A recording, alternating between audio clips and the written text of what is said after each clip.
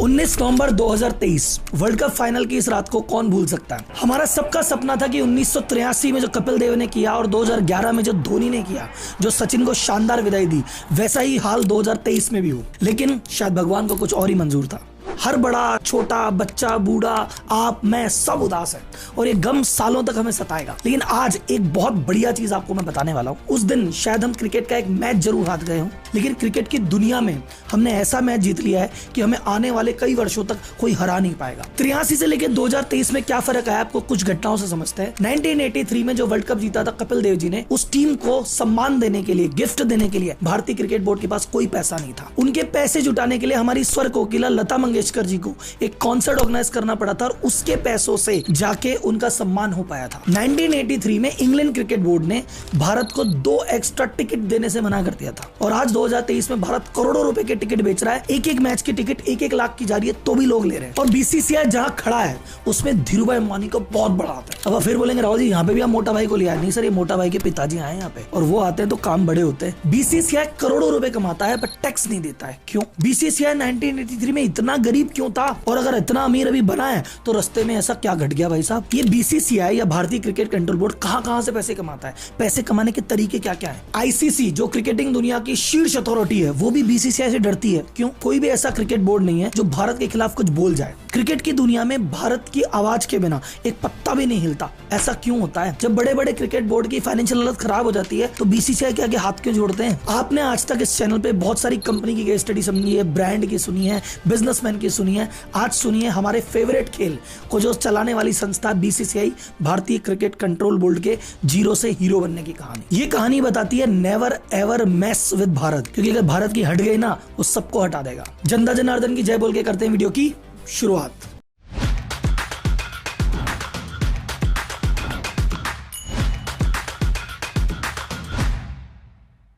Video अपन बनाएंगे 4 part में। पहला पार्ट 1983 से चालू हुआ कि इतना गरीब क्यों था। दूसरा पार्ट हम में अमीरी आई कैसे, धीरे धीरे हम कैसे मजबूत बने। तीसरे पार्ट में अपन चर्चा करेंगे कि कैसे बीसीसीआई अलग अलग सोर्सेस से पैसा कमाता है, इसकी कमाई का जरिया क्या है। एंड लास्ट में चौथा कि बाकी बोर्ड और आईसीसीआई में इनको हरा के और क्रिकेट की दुनिया में एक छत्र राज्य कैसे स्थापित किया और इसके कई एग्जाम्पल आपको बताऊंगा। तो कहानी शुरुआत करते हैं 1983 के वर्ल्ड कप से। 1983 के वर्ल्ड कप में बीसीसीआई, भारतीय क्रिकेट कंट्रोल बोर्ड की क्या हालत थी। फाइनल हो रहा था इंडिया और वेस्ट इंडीज के बीच में। किसी ने नहीं सोचा था कि यार ये दोनों टीमें फाइनल में पहुंचेगी। ये वेस्ट इंडीज का तो फिर भी पता था पर इंडिया पहुंचेगी किसी को नहीं पता था। मैच हो रहा था इंग्लैंड में, तो अगर इंग्लैंड में मैच हो रहा है और इंग्लैंड की टीम ही फाइनल में नहीं है तो स्टेडियम लगभग खाली सा पड़ा है। उसी समय इंडिया के एक यूनियन मिनिस्टर सिद्धार्थ शंकर रे किसी विजिट से, ऑफिशियल विजिट से लंदन आए हुए थे। तो उन्होंने कहा मैं और मेरी पत्नी जाके अपनी भारतीय टीम फाइनल में आई है, मैच देखे आते हैं। उन्होंने बीसीसीआई प्रेसिडेंट को फोन किया कि यार 2 एक्स्ट्रा टिकट अरेंज करा दो, स्टेडियम तो खाली पड़ा है। अब बोर्ड का प्रेसिडेंट बोल रहा है कि हमारी टीम फाइनल में है, 2 टिकट करा दो। अपने इंडिया में तो पार्षद सरपंच करा देते, इतना जुगाड़ तो वहां बीसीसीआई प्रेसिडेंट फोन लगा रहा है यूनियन मिनिस्टर के लिए। इंग्लिश क्रिकेट बोर्ड ने कहा नहीं है टिकट, जाओ। कोई बात नहीं, बात आई गई हो गई। लेकिन जो उस समय बीसीसीआई के प्रेसिडेंट थे एनकेपी साल्वे, ये बात उनको चुप गई, किरकिरी हो गई। बोले यार अब यार ये तो नहीं चलेगा, अब कुछ तो इनका करना पड़ेगा, ये तो इन्होंने ज्यादा ही दिखा दिया। अच्छा, उस समय अगर अपन देखेंगे तो वर्ल्ड कप शुरुआत हुआ था 1975 से। तो 1975, 79, 83 ये तीनों वर्ल्ड कप इंग्लैंड में ही हो रहे थे। उन्होंने कहा इंग्लैंड में वर्ल्ड कप हो रहा है, इसको इसी बात का घमंड है, पहली बार तो वर्ल्ड कप इंग्लैंड से बाहर लेके जाएंगे। अच्छा, दूसरी चीज एक आप कह सकते हैं कि सर उस समय भारत ने विरोध क्यों नहीं किया, एनकेपी ऐसे नहीं कर देते, वैसे नहीं कर देते। उस समय सर हमारे बजट की आपको हालत बताता हूँ, बीसीसीआई चल रहा था लॉस में। हमारे खिलाड़ियों को, कपिल देव जो भाई साहब उस लेवल पे परफॉर्मर है, उनकी जो सैलरी थी वो थी 1500 रुपए पर मैच और उनको 200 रुपए डेली अलाउंस मिलता था। जो अपने खिलाड़ियों को ये देता हूं तो सोचो क्या बजट होगा और क्या विरोध करेगा। 1983 में जब वर्ल्ड कप जीत के खिलाड़ी आए तो बोर्ड ने कहा खिलाड़ी जीत के तो आ गए, फिर इनको इनाम देने के लिए, इनका सम्मान करने के लिए कुछ है ही नहीं। फिर लता मंगेशकर जी बीच में आई। लता मंगेशकर जी ने एक फ्री में कॉन्सर्ट ऑर्गेनाइज किया, 20 लाख रुपए रेस किए, उस धनराशि से इनको पुरस्कार दिया गया। तो सैलरी वैसा पैसे देने हमारे पास थे नहीं, ना सम्मान के पैसे, ना खेलने के पैसे, लेकिन फिर भी उन्होंने कहा नाक पे आ गई तो आ गई। और आपको पता है भारतीय की हटी तो फिर हटी। अब 3 बार से वर्ल्ड कप हो रहा था इंग्लैंड, तो इन्होंने कहा भैया कुछ करना पड़ेगा। तो उन्होंने बात करी उस समय के जो एयर मार्शल नूर खान जी पीसीबी के प्रेसिडेंट थे, पाकिस्तान क्रिकेट बोर्ड के, उनके साथ बैठ के बात की। बोले भाई साहब ऐसा है कि वर्ल्ड कप वहां से तो निकालो, अपन आपस में कहीं भी कर लेंगे, पर एक बार वहां से तो बाहर निकाला जाए। तो इन्होंने आपस में लॉबिंग कर ली, ऑस्ट्रेलिया को भी साथ में ले लिया, बाकी को भी साथ में ले लिया कि इंग्लैंड में नहीं होने देंगे। तो आईसीसीआई में जब वोटिंग हुई कि भाई अगला वर्ल्ड कप कहाँ होगा, तो इन्होंने वोटिंग सारे एक पक्ष में कर दी और 16-12 के वोट के अंतर से ये पहली बार वर्ल्ड कप इंग्लैंड से बाहर गया और ये भारतीय धरती पे 87 में हुआ। अगर कोई भी कंट्री अपने यहाँ वर्ल्ड कप कर रही है तो बाकी मेंबर कंट्री को पैसा देती है कि चलो तुम वर्ल्ड कप में पार्ट ले रहे हो, हम होस्ट है, तुम आओ। उस समय इंग्लैंड सबको 20-20 हजार डॉलर देता था, इन्होंने कहा 40-40 हजार डॉलर देंगे, तुम तो हमारे फेवर में बोलो। तो पहले ही बजट कंगाल हालत और 20 हजार की जगह पूरी टीम को 40-40 हजार डॉलर का कमिटमेंट कर दिया। पर जैसे नाक पे ले देख के 87 में वर्ल्ड कप को लेके आ गए इंडिया में। वर्ल्ड कप की अप्रूवल तो आ गई 87 में, यहाँ होगा, पैसे तो है ही नहीं भाई साहब। इनको 40-40 हजार डॉलर देने एक टीम को, फिर मैच की व्यवस्था करनी है, ट्रेवलिंग की व्यवस्था करनी है, फूड की करनी है, होटल की करनी है, करे तो करे क्या, जाए तो जाए कहाँ। इस पूरे वर्ल्ड कप के आयोजन के लिए उस समय इनको पैसे की आवश्यकता थी 20 करोड़ रुपए की। और स्पॉन्सरशिप की जब बात गई तो स्पॉन्सरशिप से टोटल आए 38 लाख रुपए। अब 20 करोड़ की जरूरत है, 38 लाख आए, तो बाकी पैसे कहां से आए? तो प्रेसिडेंट साहब गए, उन्होंने गवर्नमेंट से हेल्प मांगी। उस समय राजीव गांधी जी ने लगभग 4 करोड़ रुपए की इनको सहायता की, लेकिन 4 करोड़ से भी होना कुछ नहीं था। फिर फाइनली आपको पता है कि जब ऐसी कोई भी स्थिति होती है, बिजनेसमैन ही है जिसके पास आप जा सकते हो और वो फंड की व्यवस्था कर सकता है। और उस समय भारत के सबसे बड़े बिजनेसमैन और इन चीजों में आगे बढ़ने वाले थे एक ही हमारे मोटा भाई के पापा जी। तो धीरूभाई अंबानी जी एंटर हुए, उन्होंने उस समय 6 करोड़ रुपए दिए और कहा और कोई सुविधा है तो मुझे बताना। लेकिन 1987 के वर्ल्ड कप का नाम था रिलायंस वर्ल्ड कप। जैसे तवीर अंबानी के सहयोग से वो वर्ल्ड कप हुआ, वो वर्ल्ड कप में हम हार गए, हमारे हाथ जीत तो नहीं लगी, लेकिन हम एक तरह से डिप्लोमेटिकली जीत चुके थे कि हम वर्ल्ड कप इंग्लैंड से बाहर ले आए और हमारी धरती पे मैच करवा दिया। एक आकाश चोपड़ा के इंटरव्यू की रेयर क्लिप है, अगर आप देखेंगे, अगर मैं एड्रेस आप चला पाएंगे। एक टाइम था जब ये ऑस्ट्रेलिया में क्रिकेट खेलने जाते थे, हमारी टीम, बॉल खरीदने के पैसे नहीं होते थे। BCCI at that time could not afford those many balls. अगर टूर पे जा रहे हैं तो वहां पे मान लो 50 बॉल खेलने के लिए चाहिए, वो तो जैसे तैसे अरेंज करके दे दी जाती थी, पर प्रैक्टिस के लिए 200-250 बॉल की और आवश्यकता होती थी। वो नॉर्मल बॉलर से प्रैक्टिस करनी पड़ती थी, उस बॉल से प्रैक्टिस करने तक के पैसे नहीं थे हमारे पास। अब ये तो हालत हुई कि कितने हम गरीब थे और कैसे हमने जुगाड़ कर करके जैसे तैसे हम पहुंचे यहां तक। अब हम राइज कैसे किए उस पर आते हैं। उस समय पे देखा जाए तो ब्रॉडकास्टिंग राइट पे दूरदर्शन की मोनोपोली थी। दूरदर्शन ने कहा जो भी ब्रॉडकास्ट होगा हम ही ब्रॉडकास्ट करेंगे, और बीसीसीआई को बेचारे को ज्यादा पता नहीं था।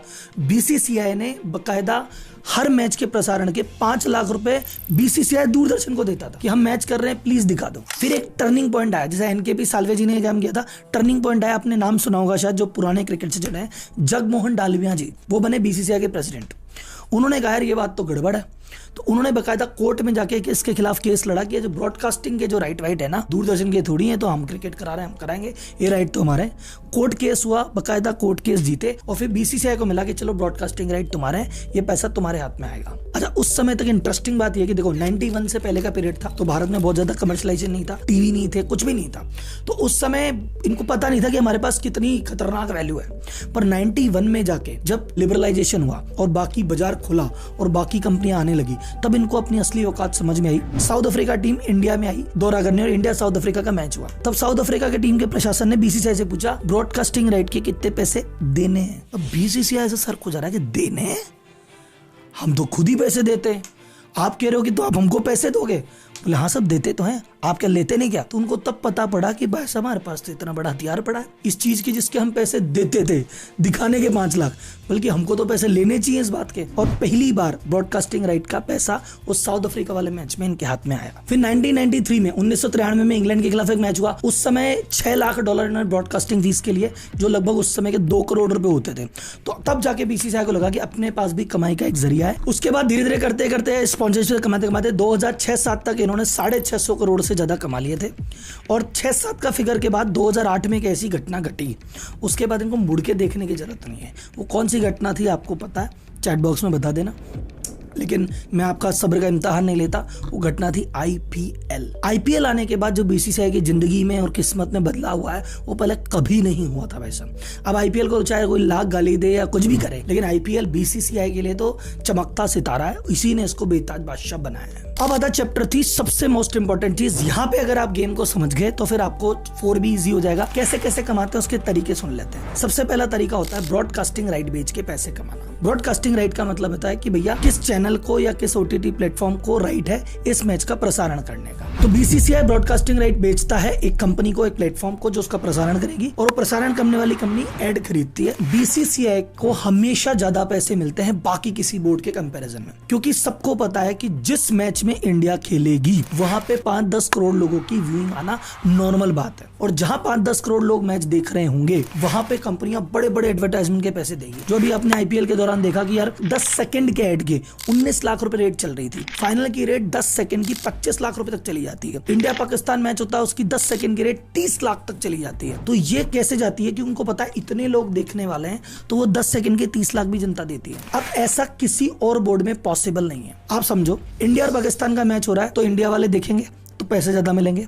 अगर मैच हो रहा है पाकिस्तान और बांग्लादेश का तो देखने वाली संख्या इतनी सी रहेगी, तो जो उस मैच को ब्रॉडकास्ट करेगा बहुत सस्ते रेट में बेचेगा। BCCI का जो सीक्रेट ब्रह्मास्त्र है वो ये है, हमारे भारत की क्रिकेट लविंग जनता यानी आप यानी मैं, कि अपन लोग जब तक मैच देखते रहेंगे BCCI के पास पैसे आते रहेंगे। और इसी चक्कर में जब किसी भी बोर्ड की हालत खस्ता हो जाती है, मान लो ऑस्ट्रेलिया बोर्ड है जिसके रहा भैया पैसे ही नहीं बचे, नुकसान हो रहा है, मोटे पैसे कमाने, कैसे कमाए, बोले यार इंडिया से मैच कर लो, इंडिया से 5 मैच की सीरीज कर लेंगे, उसके बहुत मोटे ब्रॉडकास्टिंग राइट बिकेंगे, उसमें से भैया आधा हमको मिलेगा, हमारी फाइनेंशियल हालत सुधर जाएगी। ऑस्ट्रेलिया की हालत खराब है, वो कह रहा है मैं श्रीलंका से मैच कर लेता हूँ, तो वो श्रीलंका से मैच कर लेगा तो क्या ही तो राइट बिकेंगे, क्या ही पैसे मिलेंगे। तो एवरीवन, हर बोर्ड इंटरेस्टेड है कि यार इंडिया से मैच हो जाए तो मजा आ जाए। तो BCCI हमारा ब्रॉडकास्टिंग राइट्स है, उस पर बहुत सारे वीडियो अपन ने बना रखे हैं, जाके गूगल करके देख सकते हैं। दूसरा कमाता है टिकट की सेल से। अब सबसे ज्यादा बड़े बड़े स्टेडियम हमारे पास, सबसे नंबर ऑफ स्टेडियम भी ज्यादा हमारे पास, कैपेसिटी भी ज्यादा हमारे पास, और सबसे ज्यादा हाउसफुल भी हमारे ही होते हैं, तो सबसे ज्यादा पैसा BCCI इसमें भी कमाता है। उसके अलावा टाइटल स्पॉन्सर से कमाते हैं, किट स्पॉन्सर से कमाते हैं, वो बाउंड्री पे जो लिखा हुआ भैया वो उससे कमाते हैं, स्टेडियम के दौरान जो टिकट फूड सेल्स होती है, मर्चेंडाइज सेल होती है, उससे कमाते हैं। तो इतना सब करने के बाद आज की रेट में जो BCCI की नेटवर्थ है वो है 25,000 करोड़, और सालाना जो कमाई होती है 4,500 करोड़। तो 83 के टाइम क्या गरीबी थी और आज 2023 के दिन पे क्या अमीरी है। अगले आप समझो ICC हमारे आगे एक शब्द नहीं बोल सकता, कैसे, ये इस पार्ट में समझते हैं। BCCI इकलौता क्रिकेट बोर्ड तो है नहीं वर्ल्ड में, ऐसे बहुत सारे बोर्ड हैं, लेकिन ICC बहुत ज्यादा घबराता है। क्यों? क्योंकि कमाऊ पूत के ताने हर कोई सुनता है, दूध देने वाली गाय के लात हर आदमी को सहन होती है। ICC का 80% रेवेन्यू इंडिया से आता है। तो हमारा बोर्ड सबसे ज्यादा कमाता है, क्लियर। हमारे खिलाड़ी भी सबसे ज्यादा कमाते हैं। टॉप 10 खिलाड़ी की लिस्ट जब भी आएगी क्रिकेट की, उसमें 10 में से 7-8 इंडिया के ही होंगे। किसी भी टीम की हालत पतली हो जाए, जैसे मैंने भी आपको समझाया, वो इंग्लैंड क्रिकेट बोर्ड जो एक जमाने में हमको 2 टिकट के लिए तरसा रहा था, जब उसकी फाइनेंशियल हालत खस्ता हो जाती है तो साल में 1-2 बार BCCI के हाथ जरूर उड़ता है कि भाई साहब प्लीज यार एक मैच करा दो ताकि थोड़ी बहुत बैलेंस शीट सुधर जाए। हमारा दबदबा क्या है, आपको दबदबा बताता हूँ। 2008 में DRS का रूल आया, जितनी भी बोर्ड थे सबने सहमति दे दी, हाँ DRS लगाएंगे। BCCI ने ऑब्जेक्शन कर दिया, नहीं जी हमको नहीं समझ आ रहा, DRS डायरेक्ट नहीं लगा सकते, जो कैप्टन है वो डिसाइड करेगा। सब बोर्ड एग्री थे एक तरफा, लेकिन BCCI ने ऑब्जेक्शन डाल दिया, तो उन्होंने कहा अरे बड़े लोग हैं इनके बीच में क्यों बोले। उन्होंने कहा नहीं BCCI आप जैसे बोल रहे हो वैसे ही करेंगे। दूसरा एग्जांपल, आपको किस किस को मंकी गेट याद है? हरभजन सिंह ने एंड्रू सैमंड का मजाक उड़ा दिया था और बहुत बड़ा हल्ला मच गया था उस बात का। ICCI ने एक्शन लेते हुए 3 मैच के लिए हरभजन सिंह को निलंबित कर दिया। BCCI ने कहा ये बात अच्छी नहीं लगी, हमारे खिलाड़ी को ऐसे कैसे कर दिया। ICCI बैकफुट पे आया, कहा कोई निलंबन नहीं है, छोटी सी पेनल्टी लगा के कहा खेलो आप तो। तीसरी डोमिनेंस, आपको याद है एक जमाने में काला सा एम्पायर था स्टीव बकनर, हमारे सचिन को कई बार नॉट आउट को आउट किया, याद है? हमारे BCCI ने शिकायत की है हमको ठीक नहीं है, बंदा हमारे लिए बायस्ड आदमी है, उसको एम्पायर के पैनल से हटा दिया है। कोरोना काल चल रहा था, हर चीज के लिए मनाही थी कि भैया कोई मैच नहीं, कुछ भी नहीं। BCCI ने कहा हम करा लें IPL, ICC ने कहा तुम तो करा लो, तुम बड़े लोग, तुम्हें कौन मना करेगा।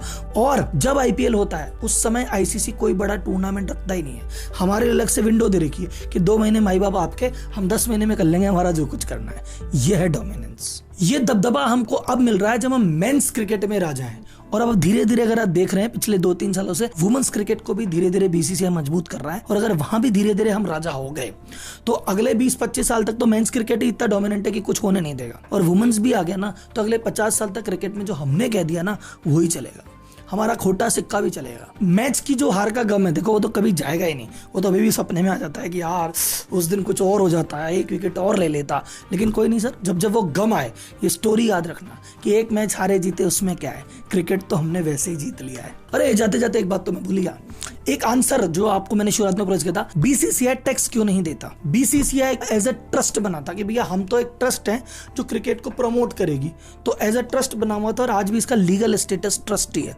इसलिए बीसीसीआई कितने भी कमाई कर ले वो 1 रुपए भी टैक्स नहीं देता बाकी किसी भी क्रिकेट वाले पोर्शन पे। हाँ, आईपीएल वाले पोर्शन को इन्होंने कहा यह प्रमोशन नहीं है तो अलग ही चीज है, तो आईपीएल से जितनी भी इनकम होती है उस पर जरूर टैक्स इनको देना पड़ता है।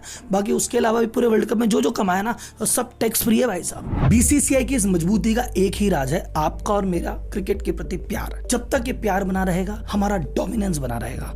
तो क्रिकेटर से प्यार करते रहिए, क्रिकेट से प्यार करते रहिए, हमारा झंडा ऐसे ही बुलंद रहेगा। फिर पाकिस्तान हो या इंग्लैंड सबको धूल चटाएंगे। धन्यवाद, जय हिंद।